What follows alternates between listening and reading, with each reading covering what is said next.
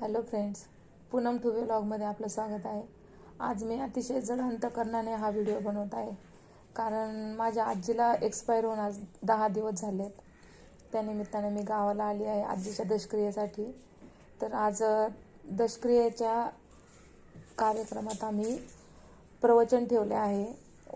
ओझरचे गणेश महाराज वाघमारे ओझरकर असे त्या महाराजांचे नाव आहे।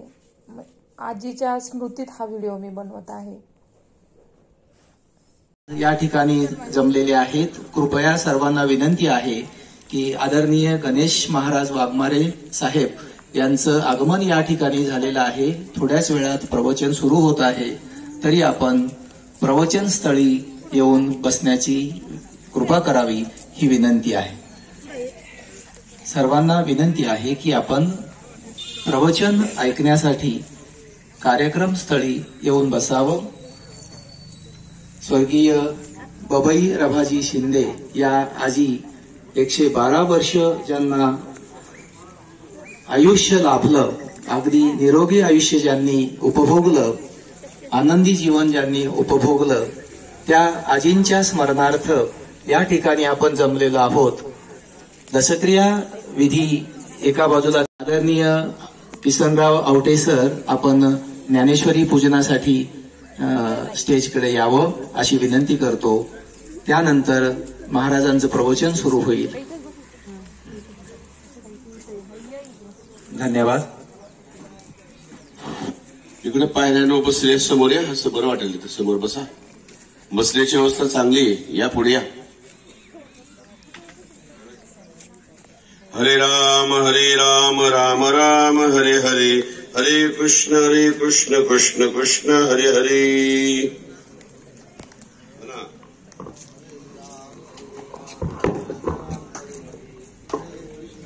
अच्छा समोर बस बाळा। हरे राम राम राम हरे हरे, हरे कृष्ण कृष्ण कृष्ण हरे हरे।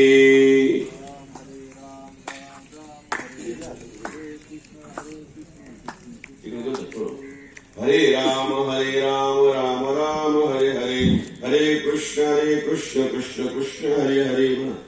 हरे राम राम राम हरे हरे, हरे कृष्ण कृष्ण कृष्ण हरे हरे।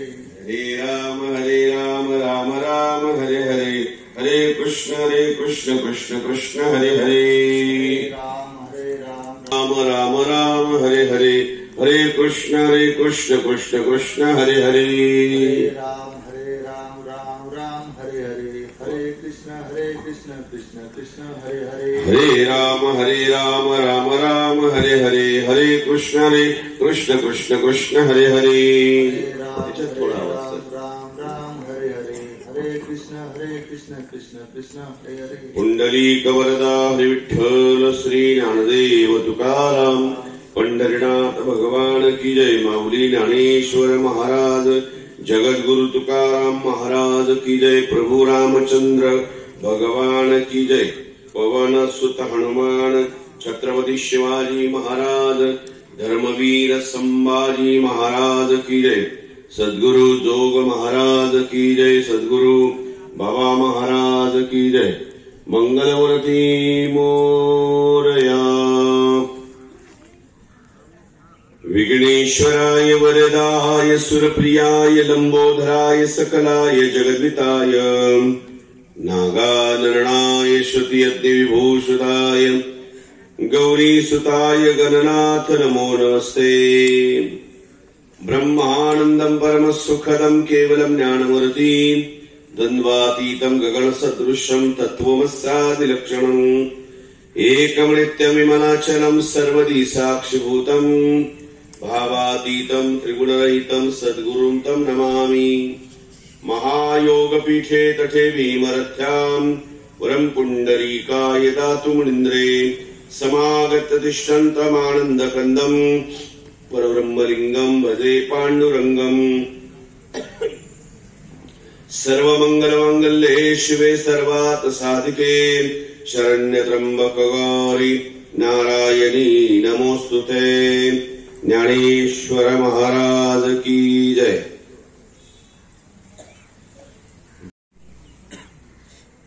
तया शृंगारा बाळकाय झाले,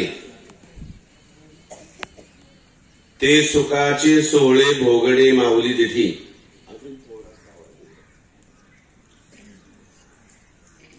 कैवल्य साम्राज्य चक्रवर्ती माऊली महावैष्णव श्रीमंत सद्गुरु ज्ञानेश्वर भगवान, साधकाचा मैबाप योग्यांची माऊली ज्ञानी यांचा राजा, महाराष्ट्राचं भूषण, वारकरी संप्रदायाचं आराध्य दैवत,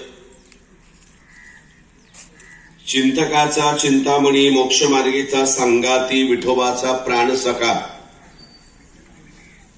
चैतन्याचा जिव्हाळा, कैवल्याचा पुतळा, ज्ञानाचा सागर, अनाथाची माय, या सर्व उपमा निवडलेली आहे. सेवेचं निमित्त, सेवेचं कारण, सेवेची वेळ जमलेल्या सर्व मायबाप्पांच्या लक्षात आलेली आहे. एक आदर्श माता, एक आदर्श गृहिणी, एक आदर्श पतिव्रता आणि एक आदर्शवत जीवन जगलेली एक माऊली, कैलासवासी बबई तथा सीताबाई राभाजी शिंदे. या माऊलीच्या पिंडदान प्रसंगी या माऊलीच्या जीवात्म्याला भगवंताने योग्य जागा द्यावी, त्या जीवात्म्याला गती मिळावी. हिंदू धर्मशास्त्रानुसार केला जाणारा पिंडदान विधी या ठिकाणी संपन्न होतोय. या आजीच्या पाठीमागे सुपुत्र रावसाहेब राभाजी शिंदे शेतकरी, कन्या सौभाग्यवती सुशीलाबाई कुंडली गायकवाड, नातवंड 3 नातवंड पोलीस आहेत, 7 नातवंड डॉक्टर आहेत, 7 नातवंड इंजिनियर आहेत आणि 6 नातवंड शिक्षक आहेत. असा मोठा परिवार या माऊलीच्या मागे आहे. जवळजवळ 25 ते 26 ही नातवंड अत्यंत उत्तम शिक्षण घेतलेले आहे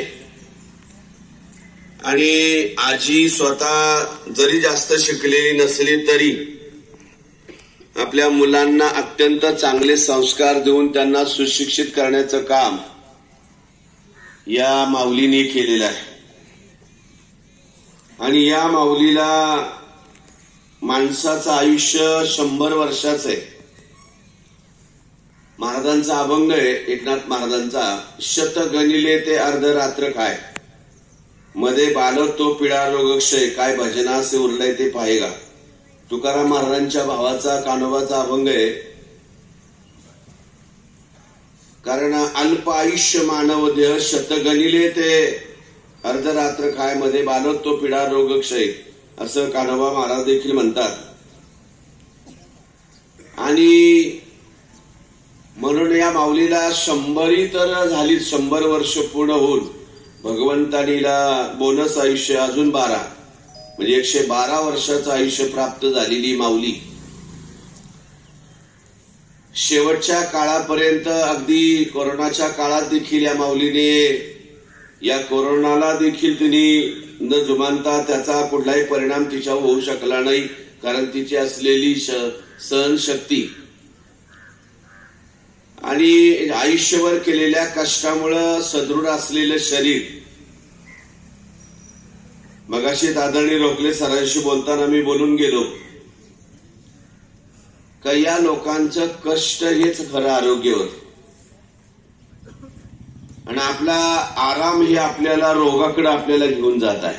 आता मला मांडी घालून बसता येईना म्हणून खुर्ची बोलवली, का तर 50च वय तरी अजून मला खाली बसल्यावर लगेच मांड्या मुंग्या येऊ लागल्या, त्रास होऊ लागला. म्हणजे शरीर दिसायला आहे पण आरोग्य चांगलं नाही. ही लोक शरीराने सदृढ, राहणीमान साधं, खाणं पिणं अगदी साधं. शेवटच्या काळामध्ये आजी फक्त दूध भाकरी खात होती. म्हणजे तिचा अत्यंत साधा दूध आणि भाकरी. कारण पूर्वीच्या लोकांचा आहारच रस्त्याच्या कडेला हॉटेल नसल्यामुळे, डाबे नसल्यामुळं घरातूनच भाजी भाकरी घेऊन बाहेर पडायचं. त्याला आपण शिदोरी म्हणायची. सकाळच्या आहाराला पूर्वीच्या काळी गुळ भाकरी गुळभाकरीचा काला, त्याच्यामध्ये थोडस तेल, जास्त तेल नाही, कारण तेल नसायचं म्हणून कमी पडायचं. आणि आता जास्त तेल आहे म्हणून डॉक्टर सांगतोय तेलाचं खाऊ नका. तेव्हा नव्हतं म्हणून रडत होतो ना, आता आहे म्हणून आपण रडतोय. आणि आरामाला काय गुढं गाद्या उशा असं काही नव्हतं. साधं आपलं जुन्या कापडांची शिवलेली गोधडी, अंथरायला तीच, पांघरायला तीच. 1985 पर्यंत मला वाटतं जास्त गाद्या नव्हत्या आणि फॅनही नव्हते. 1985 नंतर जसा जसा काळ बदलत गेला, प्रत्येकाच्या घरामध्ये फॅन आला, गाद्या आल्या, तेलाचे डबे यायला लागले. पहिल्या भाजीला तेल टाकताना मला आठवतं, माझी आई ती बाटलीत आणलेलं तेल भाजीला जास्त पडू नये म्हणून पुढून बोट लावायची आणि ती तेलाची धार भाजीला टाकताना भाजीच्या टोपात जे तेल पोचत नाही तेच कॉक बंद करायची. मी म्हणायचा कशाला टाकतोय, फक्त त्या भाजीला मग तेल टाकलं म्हणून. मग तिचा शब्द असायचा, पैशाची धार आहे का? पैशाची धार नव्हती म्हणून धारेने तेल टाकत होते. आता पैशाची धार आहे. पूर्वीच्या काळी माणसांना लखपती म्हणायची, जास्त पैसा असेल. आता 1 लाख रुपये म्हणजे काहीच हजारच्या ठिकाणी झाले. म्हणून घरामध्ये डबेच्या डबे आता तेल आहे. आता कोणी चमच्याने टाकत नाही, आता कोणी दारेने टाकत नाही, चमच्याने पळीने भाजीला तेल टाकलं जातं. म्हणून अनेक प्रकारचे रोग आपल्या आरोग्यामध्ये जे आले त्याचे कारण या लोकांनी घेतलेले कष्ट आणि प्रमाणात जो आहार होता तो चांगला आहार, उत्तम आहार, साधा आहार होता आणि त्या आहारातून एवढं आरोग्य प्राप्त झालं. जास्तीत जास्त बाहेर निघाला तर त्याला काय दिलं जायचं? भाकरी आणि लसणाची चटणी. लसणाची चटणी, त्याच्यावर थोडी तेलाची धार, नवे रक्ताभिसरण चांगलं व्हावं ना, त्याने रोज लसणाच्या 2 तरी कांड्या खाल्ल्या पाहिजे. लसणाची चटणी आणि भाकर खाल्ल्यामुळं अटॅक, हृदयाचे आजार हे कमी होते पूर्वीच्या काळी. कधीतरी कोणाला कुठल्या तरी तालुक्यात, कुठल्या तरी 4 गावांमध्ये एखादा माणूस अचानक गेला, लोक म्हणायची त्याला मूठ आली, त्याला कुणीतरी करणी केली, पण तो आलेला असायचा हार्ट अटॅक. म्हणजे सांगायचं तात्पर्य काय, किरकोळ एखादा पेशंट असायचा, आता घराघरात पेशंट आहेत. आणि उत्तम आरोग्य आजीला मिळालं. तिचा उत्तम आहार होता, उत्तम राहणीमान होतं, राहणीमान साधं होतं. वर्षाला जेमतेम तिच्या साड्या तर किती असणार आहे त्या काळामध्ये, नाही का? म्हणजे कुणीतरी जर साडी घेतली तर नवल वाटायचं. तिला जर कोणी पाहुण्याने साडी घेतली तर नवल वाटायचं साडी मिळाली म्हणून. कपाटामध्ये तिच्या ठेवणीतल्या 2 ते 3 साड्या असतील पूर्वीच्या काळी. आता आत्ताच्या काळातल्या आमच्या बायकांच्या जर साड्या पाहिल्या तर कपाट जर उघडलं ते जर ढसळलं, त्याच्या खाली ती सापडायला 2 दिवस लागायची. म्हणजे आत्ताचा काळ, त्याला पोशाखाला काय भरपूर मिळतंय, सगळं सुव्यवस्थित आहे, तरी सुव्यवस्थित आजी इतकं आयुष्य आम्हाला नाही. कारण हे व्यक्तिमत्व अशी होती, कष्टाचं शरीर आणि मर्यादा संपन्नता. डोक्यावरचा पदर शेवटपर्यंत जिचा पडला नाही, कारण ती शिस्त सासूनी लावताना, सासऱ्यांनी लावताना तिला लावलेलं ते वळण, त्यावेळेस त्याचा राग येत असे. डोक्यावरचा पदर जर पडला तर कोणीतरी किंवा सासरा किंवा सासू म्हणायची, 17 वेळा जर तो पदर पडत असेल तर खिळा ठोक, म्हणजे तो पडणार नाही. तो डोक्यावरचा पदर पडू नये म्हणून सातत्याने ती जपत राहिली आणि ते शरीराला वळण लागलं. म्हणून लहान जरी 2 वर्षाचा जरी मुलगा घरात येताना ती डोक्यावरचा पदरच घ्यायची सवय लागली. ही शिस्त. सासूरवास इतका सासूरवास का त्या सासूरवासाला किती चांगलं काम केलं तरी कधी किंमत मिळाली नाही. लवकर पायात घालायला चप्पल मिळाली नाही. पतीने कधी तिची बाजू घेतली नाही.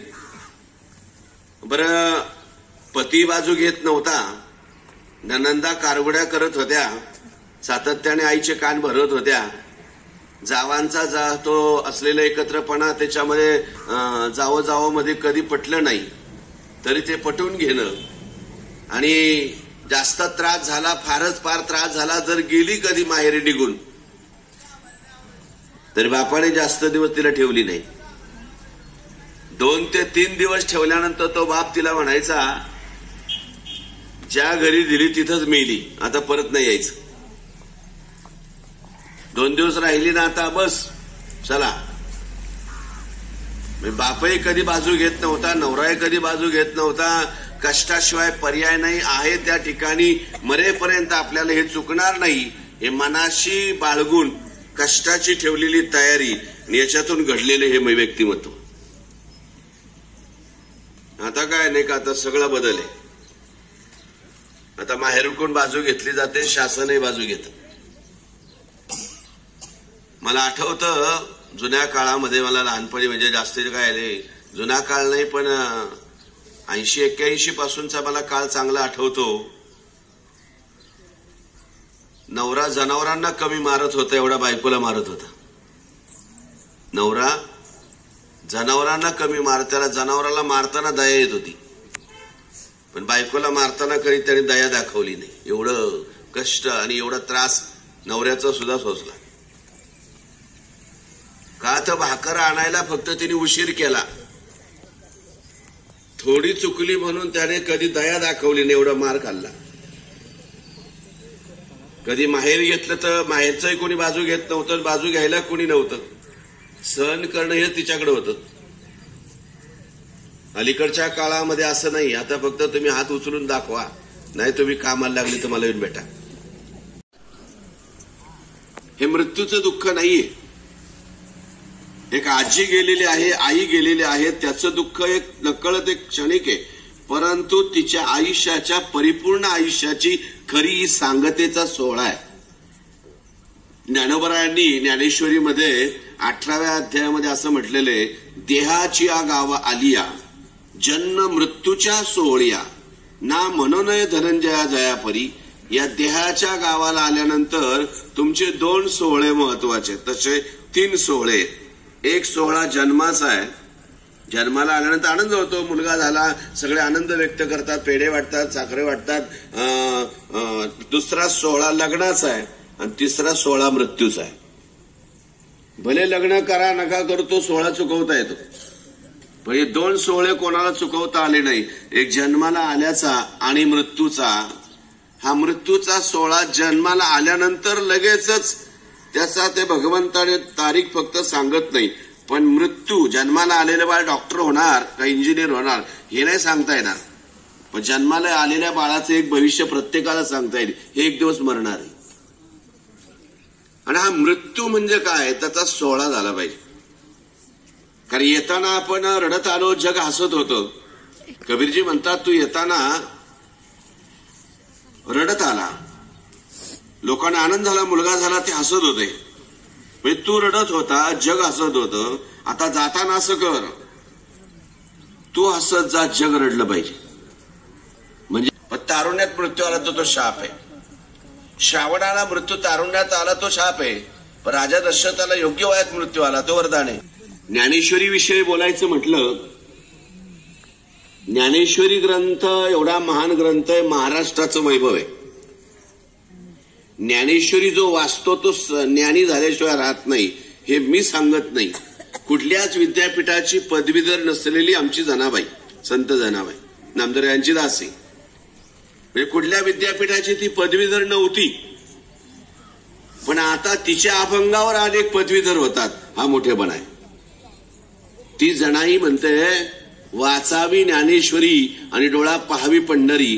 ज्ञानेश्वरी वाचा आणि डोळ्यांनी पंढरी पहा. एकाने विचारलं तिला, वाचल्यानंतर काय होईल? ती होईल, काय होईल? ज्ञान होय मुढा, अति मूर्ख त्या दगडा. मूर्खातला मूर्ख आणि दगडासारखा पाषाण हृदय असलेल्या व्यक्तीला पाझर फोडण्याचं काम आणि अज्ञानी माणसाला ज्ञानी करण्याचं काम जो ग्रंथ करतो, त्या ग्रंथाचं नाव ज्ञानेश्वरी. म्हणून प्रके आत्र्यांना एकाने प्रश्न विचारला होता, आत्रे तुम्ही मराठा कुणाला म्हणाल? आत्र्यांना एकाने प्रश्न विचारला, आत्रे तुम्ही मराठा कोणाला म्हणाल? अत्रे म्हटले मी त्याला मराठा म्हणेल कोणाला, जो महाराष्ट्रात जन्माला आला तो मराठाच आहे, पण महाराष्ट्रात जन्माला आलेल्या मराठ्याचा तुकाराम महाराजांचा जर अभंग पाठ असेल, ज्ञानेश्वरीची जर एखादी ओवी पाठ असेल, त्याच मराठ्याने स्वाभिमानाने म्हणावं मी मराठा आहे. पण महाराष्ट्रात जन्माला येऊन तुमचा एखादा अभंग पाठ नसेल, एखादी ओवी पाठ नसेल, तुम्ही काय कमवलं? तुम्ही अब्जाधीश असाल, कोट्याधीश असाल, 40 लाखाच्या 1.5 कोटीच्या गाडीतून फिरत असाल, 200 एकराचे मालक असाल, पण इथे जन्माला आल्यानंतर एखादा अभंग पाठ नाही, एखादी ओवी पाठ नाही, तुम्ही काय कमवलं? या भारताचे पहिले पंतप्रधान पंडित जवाहरलाल नेहरू म्हणायचे, भारतामध्ये जेवढे संत जन्माला आले नाही त्याच्यापेक्षा जास्त संत महाराष्ट्रात. दारूचे पैसे माहिती नाही का? नसले तर बायकोचं मंगळसूत्र मोडून देऊन येतील, पण रोग दिल्याशिवाय पेणार नाही. दारूवाल्याला कोणाच्या घरी जावं लागत नाही, त्याच्याकडे लोक चालत जातात, वाईटाकडे लोक चालत जातात. दूध मात्र प्रत्येकाच्या घरी नेऊन घालावं लागतं. ही अध्यात्माची शोकांतिका आहे. म्हणून हिंदू धर्म, आपल्याला हिंदू धर्म जगात सगळ्यात धर्म मोठा आहे, पण हिंदू धर्माला जर धोका जर कोणाचा असेल तर तो मुस्लिमांपासून नाही, ख्रिश्चनांपासून नाही, इतरांपासून नाही, आपल्याच लोकांकडून आपल्या धर्माला धोका जास्त आहे. छत्रपती म्हणायचे मी मुघलांना कधी घाबरलोच नाही. औरंगजेब भित्रा आहे, तो किल्ल्यात लपून राहतो, सैन्य लढायला पाठवतो. आम्ही सैन्याच्या पुढे असतो, सैन्य आमच्या मागे असतं. सैन्याच्या पुढे आम्ही, सैन्य आमच्या मागे चालतं. औरंगजेब किल्ल्यात लपून राहतो आणि सैन्य लढायला पाठवतो. भित्रा आहे तो, पण आम्ही भित्रे नाही. पण आम्ही जगावर सुद्धा राज्य मिळू शकतो, म्हणून आम्हाला मुघलांपासून भीती नाही. पण आम्हाला जर भीती कोणापासून असेल, आम्हाला आप्तवर्गीयांपासून जेवढी भीती आहे तेवढी मुघलांपासून नाही. ही महाराष्ट्राची शोकांतिका आहे. म्हणून नेहरू म्हणायचे, भारतामध्ये जेवढे संत जन्माला आले नाही त्याच्यापेक्षा जास्त संत महाराष्ट्रात जन्माला आले. पण या महाराष्ट्रातल्या लोकांना संत असताना कळाले नाही, संत गेल्यावर कळाले. ज्ञानोबरायांना असताना कुणी शिवलं नाही, आणि आता शिवण्यासाठी आळंदीत गर्दी. तेव्हा शिवल्यानंतर ते मुलं शिवल्यानंतर पाप लागायचं म्हणून लांब उभे राहायचे, आणि आता त्यांच्या समाधीला शिवायला मिळावं म्हणून शिवण्यासाठी गर्दी. 4-4 किलोमीटर पर्यंत मुलं माधुकरला फिरली, दगड विटांव्यतिरिक्त काय मिळालं? आणि आज ज्ञानोबरायांच्या समाधीला शिवण्यासाठी 4 किलोमीटर पासून दर्शनाला रांगा आहेत. इंद्रायणीला शिवाल तर इंद्रायणी बाटेल म्हणून इंद्रायणीला शिव दिलं नाही. आता पंचामृताने समाधीला अंघोळ आहे, आणि पंचामृत ठेवायला तांब्या पितळाची भांडी नाही. चांदीची घागर, चांदीची बादली, चांदीचं गंगालय, चांदीचं पंचपाल, चांदीची पंचारती. काय कमी आज? असताना खापर दिलं नाही, आणि आता सोन्याच्या ताटातून नैवेद्य. पहिल्यांदा ज्ञानोबराय पंढरपूरला गेले, ते अनवाणी पायाने गेले, पायी भाजत होते, वडाची पानं पायाला बांधली. आणि आज माऊली पंढरपूरला निघाली तर सोन्याच्या पादुका चांदीच्या पालखीत आहे, चांदीची पालखी चांदीच्या रथात आहे. चांदीच्या रथाला बैलजोड कोणाची जोडायची याच्यासाठी निलाव आहे. निलावात ज्याचा नंबर येतो त्याच्या आळंदीतून बैलांसहित मिरवणूक आहे. असताना दारात उभं केलं नाही, आणि आता दारावून पालखी आमच्या न्या, आमच्या दारावून गेली पाहिजे याचा सगळ्यांचा आग्रह आहे. असताना काय मिळालं? आजच्या प्रवचनातून एक वाक्य घरी न्या. असताना केलं जातं ते दर्शन, आणि गेल्यानंतर दाखवलं जातं ते प्रदर्शन. या कुटुंबाने आजीविषयी त्या नातींनी, आदरणीय ताईंनी, रोकले ताई असतील, त्यांच्या आजींच्या ज्या नाती असतील, किती सुंदर तो लेख लिहिलेला आहे. आजीविषयी ते वाचताना माझ्या डोळ्यांच्या कडा आपोआप ओल्या झाल्या, कारण सातत्याने तिच्याबद्दल असलेलं प्रेम आणि तिची घेतलेली काळजी त्या लेखातून लक्षात येतं. हे असताना केलेलं दर्शन. गेल्यानंतर फोटोला धरून रडणं म्हणजे प्रदर्शन आहे, आणि असताना सेवा करणं याला दर्शन म्हणतात. मोबाईलवर, युट्यूबवर बघा, ज्यांना जर मोबाईल पाहता येत असेल त्यांनी बघा, आज दुपारी पाहिलं तर चालेल, कधी बघा. आशा भोसलेंची एक मुलाखत आहे. लता दिदींच्या भगिनी आशा भोसले, त्यांचा 90वा वाढदिवस झाला 2 वर्षापूर्वी. तर त्यावेळेस आपल्या महाराष्ट्र सरकारने त्यांना महाराष्ट्र स्वररत्न पुरस्कार दिला. आणि एकनाथराव शिंदे साहेबांच्या हस्ते, त्यांचा मुख्यमंत्र्यांच्या हस्ते सत्कार झाला आणि त्या सत्काराचं भाषण करताना त्या म्हणत होत्या, मी आता 90 पार केली. आजही मला भारतामध्ये माझ्या गाण्याला वन्स मोर आहे नवल नाही, माझ्या गाण्याला आज परदेशात वन्स मोर आहे. आजही या वयात 90 मध्ये मी स्टेजवर 2 तास उभी राहून गाते. आजही 2 तास स्टेजवर मी स्टेज कार्यक्रम करते, 2 तास उभी असते, ना कशाचा आधार नाही, काही लागत. स्टेजवर येताना सुद्धा मी आज सरळ चालत येते. मला कोणी आणून बसवावं लागत नाही, आणून ठेवावं लागत नाही. माझं आजही चांगल्या पद्धतीचं आरोग्य आहे. कशामुळे? हे माझं मोठेपण त्या म्हटलं मी सांगत नाही. हे कशामुळे झालं? माझी दिदी लता दिदी 93 गेली तेव्हा तिचं वय 93 वर्षाचं होतं. माझा भाऊही हृदयनाथ, त्याचं वय आता 85 वर्षाचं आहे. माझी बहीण आहे उषा, ती 75 वर्षाची. माझी बहीण आहे मीना, ती आज 70 वर्षाची. आम्ही 70 पार केलेलं सगळे भावंड आहेत. हे कशामुळे घडलं? लता दिदीने ग्रंथ वाचला, त्या ग्रंथात तिला वाचायला मिळालं का आई वडिलांच्या पायाचं तीर्थ जर पिलो तर आयुष्य वाढतं. आई वडिलांच्या पायाचं तीर्थ जर पिलो तर आयुष्य वाढतं. म्हणून काय केलं आम्ही? आमच्या आईबाबांची पाद्यपूजा करायची ठरवली. आईने पाद्यपूजा करून दिली, पण आमचे वडील दीनानाथ मंगेशकर ते काय पायाला हात लावून देईना. ते म्हणजे मला नाही आवडत ते पूजा वगैरे, पाद्यपूजा वगैरे ते नकोय मला, ते काय करून देईना. मग दुपारी बाबा झोपलेले होते, बाबांच्या पायाखाली तिने असं ताट ठेवलं आमच्या दिदीने आणि ते पाय धुतले. पाय धुताना बाबांनी विचारलं, काय करते? काय नाही, तुमच्या पायाला तेल लावायचंय ना, म्हणून पाय स्वच्छ करून घेते बाबा. मग लता दिदीने त्यांचे पाय धुतले, ते पाणी ताटात धरलं.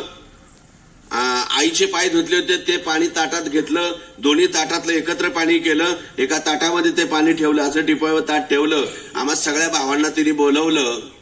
पहिले 2 चमचे त्यातलं पाणी स्वतः लता दिदी पिली. 2 चमचे तिने मला दिले, 2 चमचे हृदयनाथला दिले, 2 चमचे मीनाला दिले, 2 चमचे उषाला दिले. आमच्या आई बापाच्या पायाचं तीर्थ पोटात गेल्यामुळं माझी दिदी 93 वर्ष जगली आणि आता मी 90 पार केली. हे कशाची ताकद आहे? आमच्या आई वडिलांच्या पायाच्या तीर्थाची.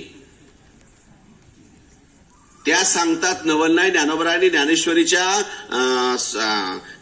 17व्या अध्यायात सांगितलं, सकळ तीर्थांची धुरे जी कास्ती माता बिदरे. आई वडिलांच्या पायाच्या तीर्थामध्ये केवढी मोठी ताकद आहे हे आत्ताचं उदाहरण आहे, पौराणिक नाही. आम्ही आई वडिलांचे पाय धुतो निघताना. मी तर म्हणणार तिरडीव पाय धुण्यात काय मजा आहे? असताना पाय धुतले पाहिजे, गेल्यानंतर कळण्यात काय मजा आहे? मी आई सांगत असताना नेहमी सांगत असतो, दररोजच्या जेवणाची काळजी करते ती आई आणि आयुष्याच्या जेवणाची काळजी करत असतो तो बाप. घरातलं मांगल्य असतं ते आई, पण घरातलं अस्तित्व मात्र असतो पिता. पाजण्यासाठी झुरत असते आई आणि पिण्यासाठी झुरत असतं बाळ. पाजून तृप्त होते आई आणि पिऊन तृप्त होतं बाळ. रायगडावर दूध घालायला गेलेली गवळण उतरली, महाराजांना कळालं, महाराजांनी तिला बोलून घेतलं आणि त्या कड्याक पाहिल्यानंतर महाराज आश्चर्यचकित झाले. तिला म्हटले, आता कशी उतरली ते परत करून दाखव. ते म्हटले, महाराज माफ करा, मला आता नाही उतरता यायचं, कारण तेव्हा मी माझ्या बाळाला पाजण्यासाठी झुरत होते.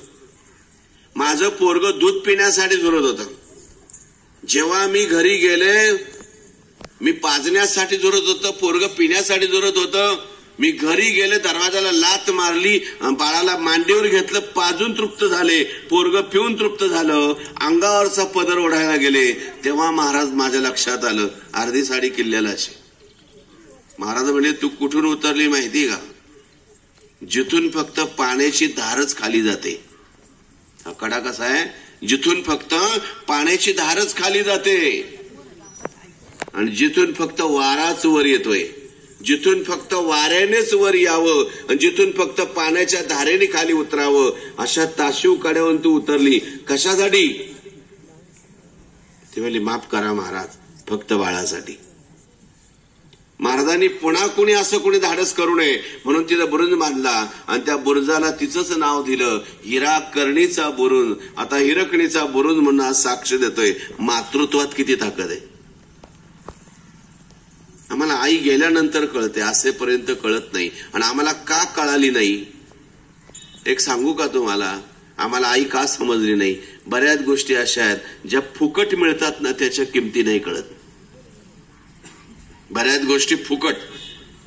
हॉटेलमध्ये गेल्यानंतर आम्ही डिश पुसून खातो, पंक्तीतलं का नाही खात. हॉटेलची डिश आमची 90 रुपयाची, 100 रुपयाची, 150 रुपयाची प्लेट आहे, पण त्यातला कण ना कण चाटून पुसून खातो, का तर पैसे मोजलेत. 200 रुपयाला सुद्धा प्लेट मिळणार नाही असं पंक्तीत वाढलेलं असतं, पण ते अर्ध टाकून उठतो, कारण फुकट आहे. चष्म्याला जेवढा आम्ही जपतो तेवढं डोळ्याला कधी जपलोय का? नेलपेंटला आम्ही जेवढं जपतो तेवढं त्या नेलपेन किंवा त्या नखाला कधी जपलोय का? आम्ही गाडी 10,000 किलोमीटर फिरून आल्यानंतर गॅरेजला उभी करतो, का तर वेळेवर ऑइल पाणी पाहिलेलं बरं आहे, कारण धोका द्यायला नको, गाडीची काही नुकसान व्हायला नको. गाडीची जेवढी काळजी घेतो तेवढी या गाडीची कधी घेतली का? चष्म्याला जेवढा जपतो तेवढा डोळ्याला जपत नाही. डोळा आम्हाला फुकट मिळाला, चष्मा आम्ही विकत घेतला, पण आम्हाला एवढं कळालं नाही डोळ्यामुळे चष्मा आहे, माझ्यामुळं गाडी आहे, माझ्यामुळं प्रपंच आहे, पण स्वतःला कळलंच नाही, कारण हे फुकट मिळालं. जेव्हा एक किडनी घ्यायची वेळ येते ना, तेव्हा किडनीची किंमत आम्हाला कळते, तरी तशी मिळत नाही. म्हणून बऱ्याच गोष्टी आम्हाला फुकट मिळाल्या. तशी आई आम्हाला फुकट मिळाली, त्याच्यामुळे आम्हाला आई कळाली नाही. प्रख्यात्राने 1954ला श्यामच्या हे पिक्चर काढला. या पिक्चरला राष्ट्रपती पुरस्कार जाहीर झाला, आणि हा पुरस्कार आणायला अत्रे दिल्लीला निघाले होते. हा पुरस्कार आणायला अत्रे दिल्लीला निघाले, तेव्हा निघताना त्यांनी आईच्या असं पायावर डोकं ठेवलं.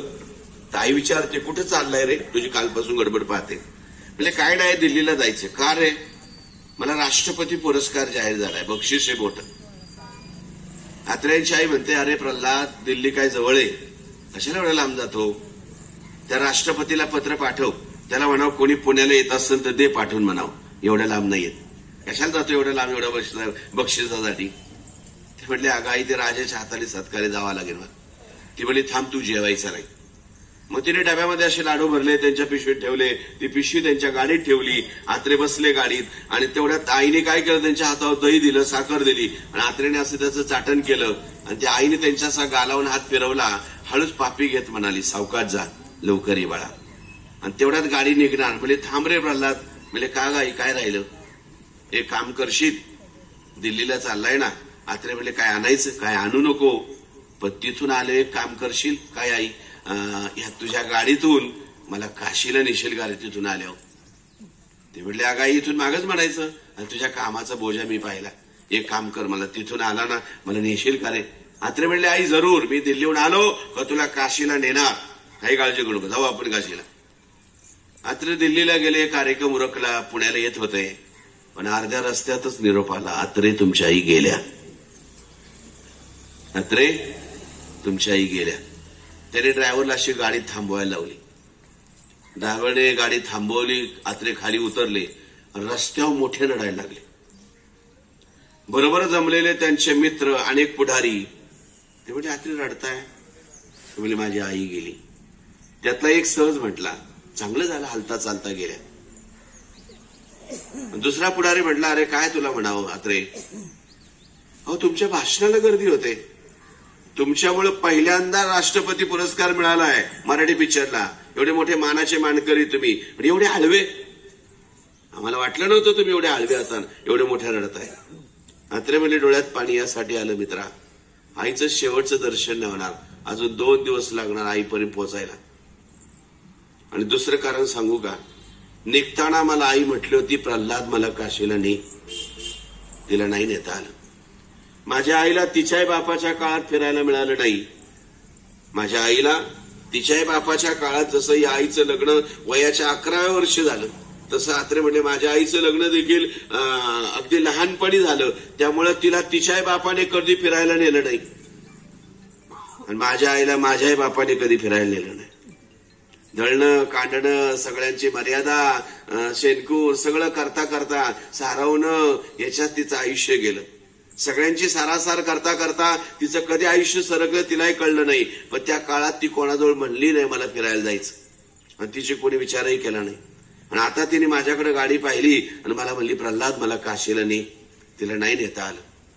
आत्रे दिल्लीहून पुण्याला आले, आईचा हस्ती कलश घेतला, काशीला घेऊन गेले आणि काशीच्या गंगेमध्ये तो हस्ती कलश सोडताना त्यांचं वाक्य आहे, मित्रांनो माझ्याकडे आज सगळे, आज माझ्याकडे गाडी आहे, आज माझ्याकडे बंगला आहे, बँक बॅलन्स आहे, मान आहे, सन्मान आहे, राष्ट्रपती पुरस्कार आहे, एवढा मोठा झालो मित्रा, आज सगळं आलं, पण हे बघायला आई न राहिल्यामुळं सगळं मिळून मी शून्य झालो. म्हणून आजच्या प्रवचनातून जरा बारीक चिंतन आहे का, सगळं असेल तुमच्याकडे, गाडी बंगला बँक बॅलन्स मान सन्मान, पण हे बघायला आई नसेल तर तुम्ही आम्ही शून्य आहोत. तुमच्याकडे सगळं आहे, आता मालक आहे पण आई विना भिक. एक सकाळचा अनुभव सांगतो सर. मग असं झालं, सकाळी गुरुजींचा परवा फोन आला, लवकर आले पाहिजे, 7:30 पर्यंत पोहोचा महाराज. मग ते मॅपवर ते ड्रायव्हरने पाहिलं, म्हटले महाराज आपल्याला 110 किलोमीटर जायचं, म्हणजे 5:30ला निघावं लागेल. मग मी आज 4:30ला उठलो, आंघोळ केली, पोशाख घातला आणि देवघरात येऊन असा देवांना असा गंध लावतो. गंध लावता लावता किचनमध्ये भांडी वाजली, म्हणून मी असं पाहिलं, मला वाटलं मांजर आहे काय, म्हणून असं परत पाहिलं तर आमची आई मला चहा करून द्यायला उठली. तिचं वय किती माहिती का, 76-77 वर्षाचं वय. अंदाजे वय 76-77च्या पुढे असणार आहे ती, पण आम्ही अंदाज केलाय तिच्या त्या ज्येष्ठ नागरिकाच्या ह्याच्यावर. तर 76-77 वर्षाचं, दोन्ही गुडघे दुखतात, चालता येत नाही नीट तिला, पण अशी लंगत लंगत चालते, अशी धरत धरत चालते. किचन मध्ये आली होती, किचन वाट्याचा असा कडापा पकडला होता, साखर चहा पावडर टोपात टाकत होती आणि मग मी देवघरातून आवाज दिला, कशाला उठलीस, नकोय मला चहा, घेतो मी रस्त्याने, जा झोप जा. तरी तिने असा हात केला, चहा घेऊन आली, चहा घेतला, रिकामी कब्बशी देताना म्हटलं, कळत नाही का तुला आई, कशाला उठतीस, थंडी किती आहे, कशाला त्रास करते, कशाला उडायचं, घेतला असता रस्त्याने मी चहा. इतकं छान उत्तर दिलं, जीवाचे कान पुन्हा आहे का. ती म्हणली, आता तू जर असाच गेला असता ना, काही न घेता, तर तू येईपर्यंत म्हणायला लागला असतं, काही घेतलं नाही तसाच गेलाय, काही घेतलं नाही तसाच गेलाय, त्याला कोणी गब्बर चहा सुद्धा करून दिला नाही, तो तसाच गेलाय. आता तू चहा घेतला, मला बरं वाटलं, सावकाश जा, लवकर ये. रिकामी कब्बशी तिच्या हातात दिली, ती किचन मध्ये गेली. मी आवरत होतो तेव्हा मी असा विचार करायला लागलो की चहा करून द्यायला का उठली, आज तिचे आराम करायचे दिवस, काय तिला गरज आहे.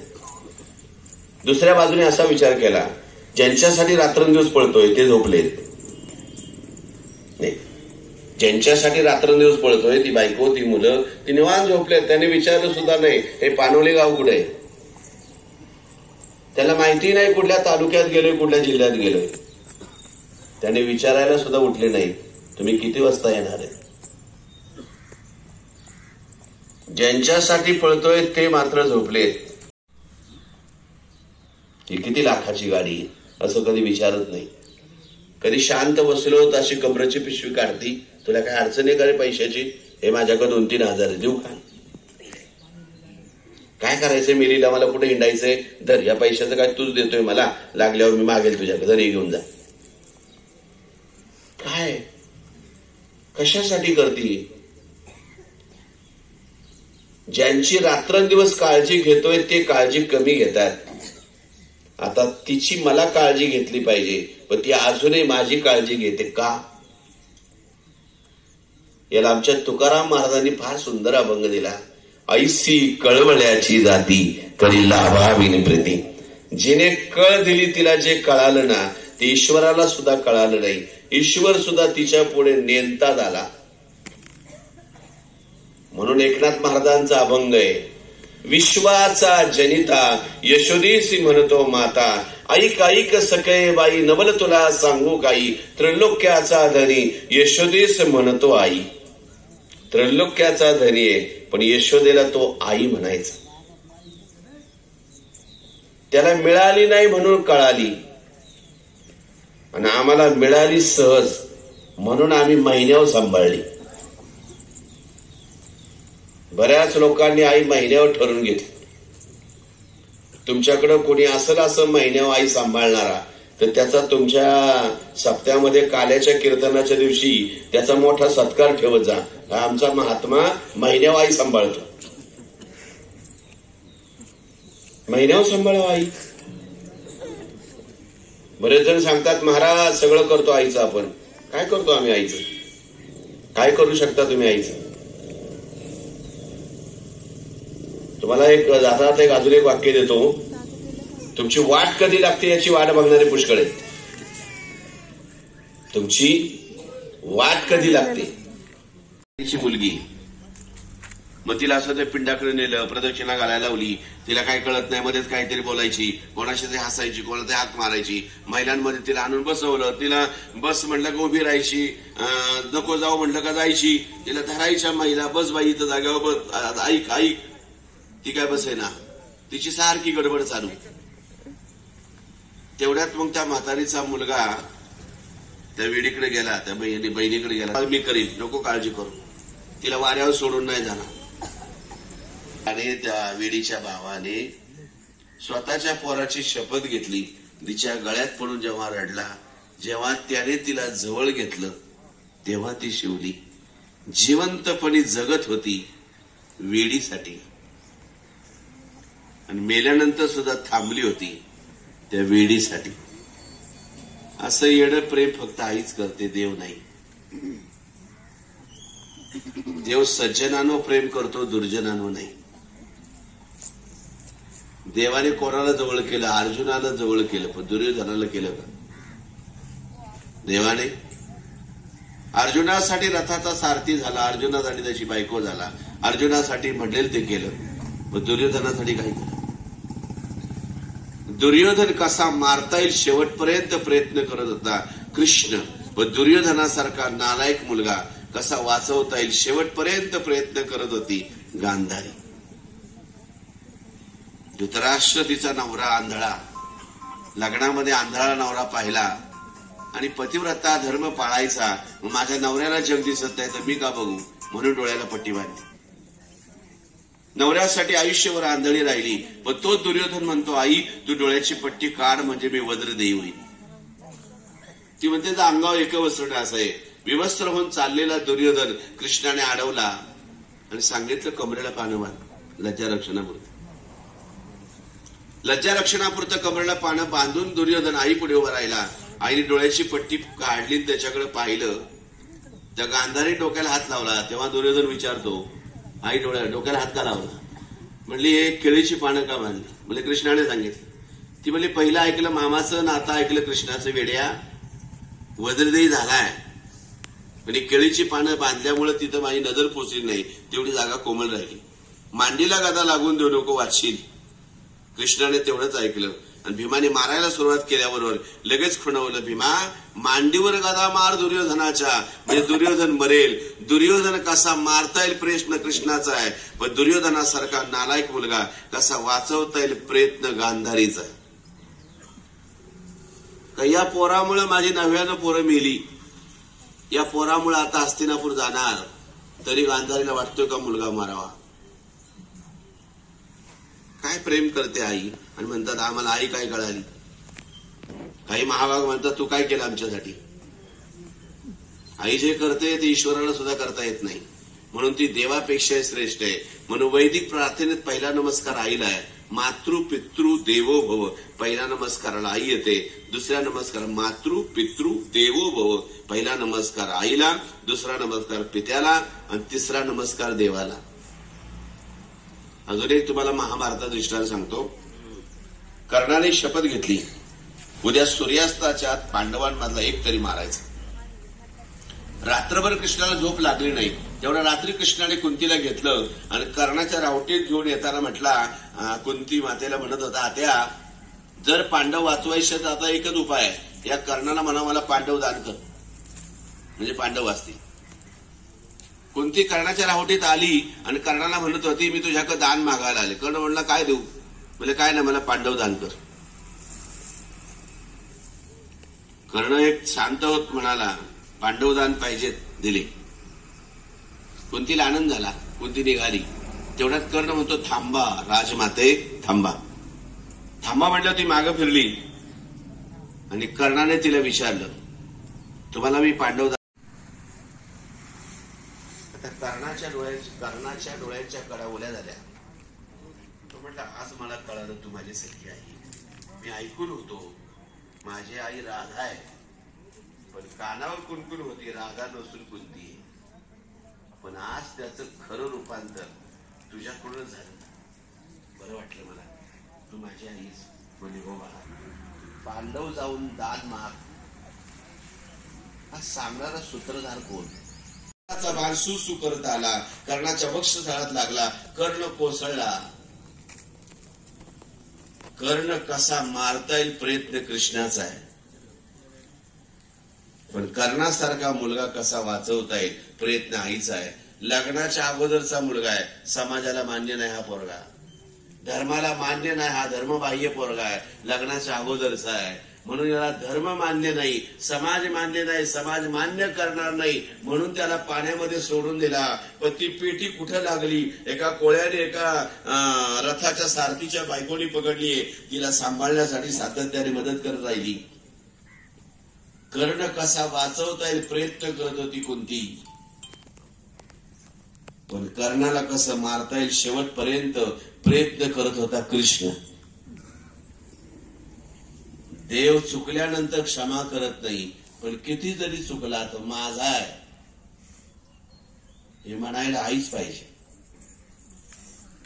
म्हणून तुमची वाट कधी लागते याची वाट बघणारे पुष्कळ आहे. पण वाया गेलेलं पोरगा आणि वाया गेलेली पोर कधी योग्य वाटे येते याची वाट बघायला आईच पाहिजे. दुसरे एक वाक्य घरी न्या. वाट बघणारे पुष्कळ आहेत. बायको वाट बघेल स्वार्थ आहे, सोयरे वाट बघेल स्वार्थ आहे, मित्र वाट बघेल स्वार्थ आहे, गाव वाट बघेल स्वार्थ आहे, पुढारी वाट बघतील स्वार्थ आहे. पण जिच्या वाट बघण्यामध्ये काही स्वार्थ नाही ती फक्त आई आहे. आणि शेवटचं वाक्य घरी न्या. ज्या दिवशी तुमच्या माझ्या जीवनातून आई जाते ना, त्या दिवशी समजून घ्या वाट बघणारे संपले. समोर ज्या भगिनी माझ्या आईच्या वयाच्या आहे, माझ्या बहिणीच्या वयाच्या मावल्यांनो, जोपर्यंत माहेरी आई असते ना तुमची, माहेरी जोपर्यंत बाप असतो ना तोपर्यंत तुम्ही माहेरच्या लेक असता. ज्या दिवशी माहेरची आई गेली, बाप गेला, तिथून पुढे तुम्ही माहेरच्या पाहुणे झालेले असता. माझी आई नेहमी एक मन म्हणत असते, आईच्या काळात खाली दुधावरची साई, आता भाऊजाईच्या काळात नाही का, भाऊजाईच्या काळात आता ताकाला सुद्धा झाली महागाई. काय म्हणायची ती म्हणे तिच्या माझ्या आईची, आईच्या काळात खाली दुधावरची साई आणि आता भाऊजाईच्या काळात ताकाला सुद्धा झाली महागाई. ही आई असताना आणि नसताना आहे. म्हणून ज्याच्याकडे आई आहे तो श्रीमंत आहे. म्हणून तिला महिने ठरवून घेऊ नका, तिच्या खर्चाची माघार पाहू नका. कारण आयुष्याला न पुरणारी शिदोरी म्हणजे आई. कोणालाच आयुष्यभर पुरत नाहीये, कोणाला ती पुरणार नाहीये. म्हणून नाही देवाची सेवा कमी झाली तर चालेल, पण आईच्या सेवेत कधी कमी पडू नका. जाता जाता अजून एक वाक्य देऊन जातो. आईचा दावा मोठा घालण्यापेक्षा आणि आईचं वर्ष श्राद्ध मोठं घालण्यापेक्षा तिचा वाढदिवस मोठा घाला. आता हा समाज आईसाठी जमलाय, बोबाईसाठी. हा जर असताना एवढा समाज जमला तर तिचं हृदय काय म्हणेल, आता उद्याही गेले तर काय हरकत नाही, माझ्यासाठी लई लोक आली. आणि शेवटच्या श्वासापर्यंत आई म्हणत राहील, माझ्या पोराने लई खर्च केला महाराज, काय करायचंय.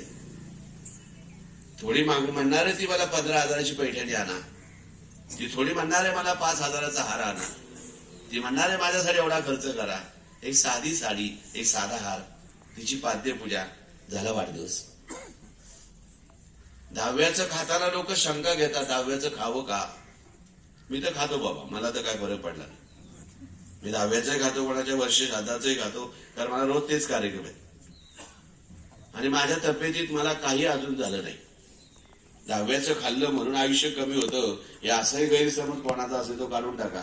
मला लोकांचा एक प्रश्न पडतो, हॉटेलमध्ये खाताना 1000 लोकांच्या तोंडात गेलेला चमचा तुमच्या तोंडात घालताना का कळत येत नाही?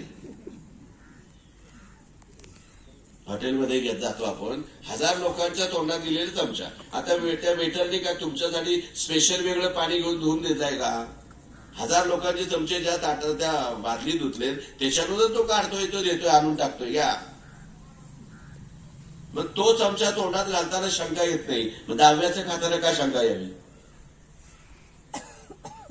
आणि किती सांगितलं तर ते रक्तात भिडले ते तुम्हाला पटणार नाही. बरं, दहाव्याचं खाताना शंका घेतील, वाढदिवसाचं खाताना शंका घेतील का? म्हणून वाढदिवसाला केलेलं अन्नदान हे सार्थक होऊ शकतं. म्हणून ज्ञानोबा म्हणतात, जैसे बालका लिवीचे देणे पण तया शृंगारा बाळ काय झाले, ते सुखाचे सोहळे भोगणे माऊली दिठे बाळाला काय कळणार, त्याच्यासाठी आई व्हावं लागतं. झाली वेळ, काय का थांबायचं का? अजून 10 मिनिटं बोलू. हा, ओळखले का? अजून 10 मिनिटं घेऊ म्हणतात का? हे ऐकतील का लोक?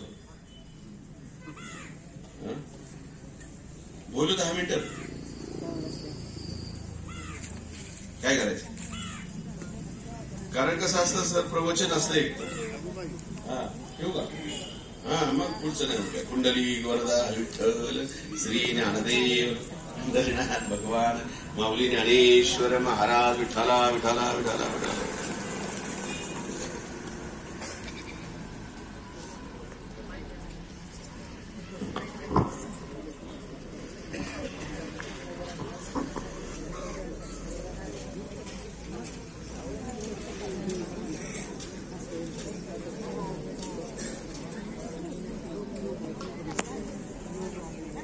निमित्तानं आपण सर्वजण उपस्थित आहात. ते शिंदे परिवारातील जुन्या पिढीचे व्यक्तिमत्व आमची आजी बबाई राभाजी शिंदे यांना आपल्यातून जाऊन आज 10 दिवस झालेले आहेत. त्या निमित्तानं हरिभक्त परायण गणेश महाराज वाघमारे ओझरकर यांच्या प्रवचनाचा कार्यक्रम झालेला आहे. अतिशय साध्या सोप्या भाषेत आई कशी असते आणि वडील कसे असतात त्याने समजून सांगण्याचा प्रयत्न केलेला, पण येळे अभावी त्यांनाही थांबावं लागलं. मी त्यांनाही धन्यवाद देतो. त्याचप्रमाणे या शिंदे परिवारावरती त्याचप्रमाणे त्यांचे सर्व नातेवाईक आप्तेष्ट सगळे सोयरे आपण सर्वजण याच्यामध्ये सहभागी झाला, त्याबद्दल तुम्हालाही धन्यवाद देतो. त्याचप्रमाणे आमच्या गायकवाड परिवाराच्या वतीनं आमच्या कुटुंबामध्ये आम्हाला चुलती म्हणून एक सुशीला कुंडली गायकवाड त्यांनी आम्हाला कन्या दिलेली आहे. त्या निमित्तानं आम्ही सर्व गायकवाड परिवार त्या दुःखामध्ये सर्व सहभागी आहात. त्याचप्रमाणे कॉम्रेड बाबासाहेब तुबे पतसंस्थेचे आमचे बंधू नारायणराव गायकवाड व्हाईस चेअरमन, आपलं चेअरमन आणि संस्थापक यांच्या वतीनं गायकवाड परिवाराच्या वतीनं भावपूर्ण श्रद्धांजली अर्पण करतो आणि या ठिकाणी थांबतो. धन्यवाद. त्याचप्रमाणे इथून पुढे सूत्रसंचालन मी खोडके सरांना आणि साळवे सरांना विनंती करतो की आपण सूत्रसंचालन करायचे आहे. धन्यवाद. तोषावे तो सोनी मजल्यावे पसाय दानहे, जे खळांची व्यंकटी सारो तया सत्कर्मी रथी वाढो, भूता परस्परे पडो मैत्र जीवांचे, दुरितांचे तिमिर जाओ, विश्व स्वधर्म सूर्य पाओ, जो देवांची होते लाहो प्राणी जात, वर्षता सकळ मंगळी ईश्वर निष्ठांची मांदियारी, अनवर्त भूमंडळी भेटू तया भूता, सदा कल्पतरूचे आरव, चेतना चिंतामणीचे गाव, भूलते जे अर्णव पियुषाचे, चंद्रमेचे आलांछन, मातंगोजे तापहीन, ते सर्व सदा सचन सोयरे होतो. किंबहुना सर्व सुखी पूर्ण होती लोकी भजियो आदि पुरुषी अखंडित आदि ग्रंथो वचिवे विशेषी लोके दृष्टा दृष्ट विजय होवायची एक म्हणे श्री विघ्नेश्वराओ दान पसाओ येणे ज्ञानदेव सुखिया झाला येणे ज्ञानदेव सुखिया झाला हरि ओम शांती शांती शांती. नातेवाईक मित्र परिवार आणि या शिंदे कुटुंबावर प्रेम करणारे अनेक लोक या ठिकाणी उपस्थित आहात.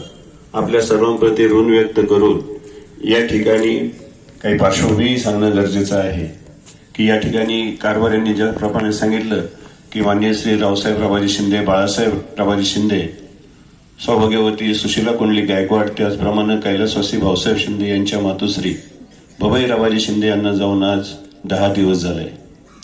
112 वर्षाची एक तपश्चर्या पूर्ण करून त्यांनी हा इहलोक सोडलेला आहे. एखादा व्यक्ती एवढे वर्ष जगतो या अर्थी त्या कुटुंबानं, मुलांना, नातवंडांना ज्या पद्धतीने त्यांची सेवा केली त्याचंच हे प्रतीक म्हणजे 112 वर्ष जगणं आहे. आणि अशा पद्धतीच्या आपल्या मातेची सेवा करणारी मुलं, एक आदर्शवत असं हे कुटुंब मी पाहतो. गेले 1-2 वर्षापासून तरी काही हरकत नाही, शिंदे सरांनी घर सोडलेलं नव्हतं आणि अखेरचे 1 महिना तर त्यांनी घराच्या बाहेर सुद्धा आलेले नाही. आपल्या आईसाठी त्यांनी जवळजवळ एक आयसीयू रूम त्यांनी त्यांच्या खोलीमध्ये तयार केलेला होता.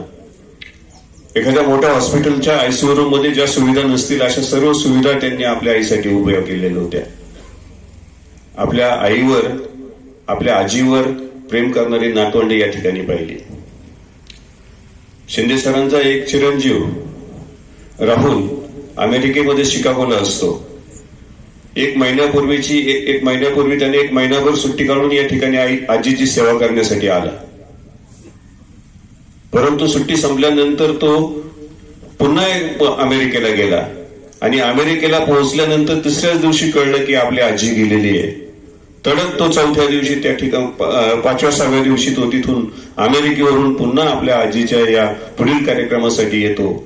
याच्यावरून आपल्याला लक्षात येतं की ही नातवंडांनी आपल्या आजीवर किती प्रेम केलं. सर्व नातवंड त्या पद्धतीची आहे. शिंदे सरांचा दुसरा चिरंजीव उदय सीआरपीएफ मध्ये काम करतो. रावसाहेब शिंदे यांचा चिरंजीव त्याची एक स्वतःची टेक्निकल कंपनी आहे. पूर्वी महिंद्रामध्ये काम करत होता, आता त्याने स्वतःची कंपनी करून मेट्रोसाठी तो काम करतोय. अशा पद्धतीचं एक भरले पुरलेलं आणि एक चांगल्या पद्धतीचं आदर्शवत असं हे पानोली गावातील हे कुटुंब आणि या कुटुंबाची मातोश्री बबाई राबाजी शिंदे यांना जाऊन आज 10 दिवस झालेले आहेत. श्रद्धांजली अर्पण करण्यासाठी अनेक मान्यवर या ठिकाणी उपस्थित आहेत आणि त्याचप्रमाणे अनेक गावातील विविध पदाधिकारी या ठिकाणी उपस्थित आहेत.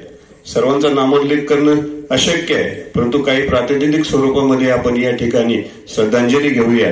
मी या ठिकाणी जे पाहुणे मंडळी या ठिकाणी उपस्थित आहेत, या ठिकाणी येवतीवरून उपस्थित असलेले संपतराव आढाव असतील, नावऱ्यावरून उपस्थित असलेले संदीप यादव असतील, कारेगाववरून या ठिकाणी उपस्थित असलेले गिरीश फलके असतील, नगरवरून या ठिकाणी उपस्थित असलेले गणेश धुमाळ असतील, त्याचप्रमाणे काळेवाडी बाळवणी या ठिकाणी उपस्थित असलेले मिलिंद काळे असतील, बेलवंडीवरून या ठिकाणी उपस्थित असलेले अविनाश शांगरे असतील, वाळवणीवरूनच या ठिकाणी उपस्थित असलेले संजय रोकले असतील, त्याचप्रमाणे आमचे शिंदे परिवाराचे जावई असलेले संभाजी थोरात असतील, माळुंगी पडवळ या ठिकाणी असलेले डॉक्टर आवटे असतील, असे अनेक मान्यवर पाहुणे या ठिकाणी उपस्थित आहेत.